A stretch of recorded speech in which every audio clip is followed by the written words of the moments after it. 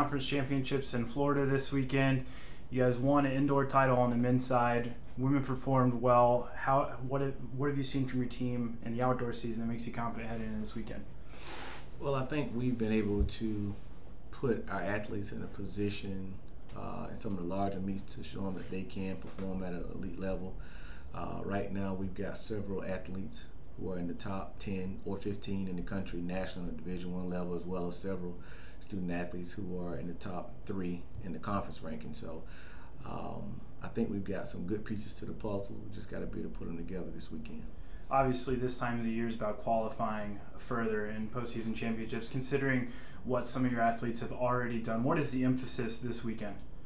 Well, the emphasis is to win a conference championship. Obviously, we want to go out and take every event, one at a time and try to stack it up and win it at the end. There's some very good teams in the league this year, a lot of parity, quite honestly. There are about 4 teams on the men's side who can win the men's championship, and I think it comes down to about 3 on the women's side. So you're going to have to be on your game, and you can't make mistakes. On the men's side, you guys are shooting for 6 straight. What would 6 straight mean to you as a coach? Well, anytime you have a sense of longevity, and 6 in anything in a championship situation is going to be a good thing for us. But we're approaching it as though it's our first championship, and we hadn't won 5 previous to this, but we're going to take it and move forward, and obviously we want to win it, and we'll enjoy it. The women came really close last year, finished second, have won 6 of the last 7 outdoor. What do they have to do this weekend to get back on top?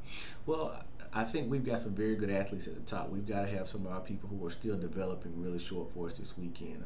The teams that I think are on paper in the driver's seat, obviously, they have a little more depth than we have. But I think we have better athletes than they do at the top. So we're going to be depending on people like Jessica Ramsey, Sharika Smith, Carly Parker, Jalela Cooley, and Lindsey Hinkin to really get in and put some solid numbers on the board, and hope that everybody else continues to develop, like Anna Camargo, and have big meets this weekend.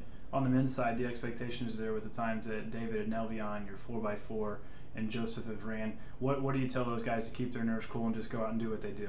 Well, I think we put them in situations now where they've seen not only the people that perform well at the conference level, but also they perform raced against people who are in the top 10 in the national level. So at this point, it's just going out and executing your race plan. Compete, compete, compete. It doesn't matter what you've done previous to this. You've got to do it this weekend, and that's what we're going to focus on.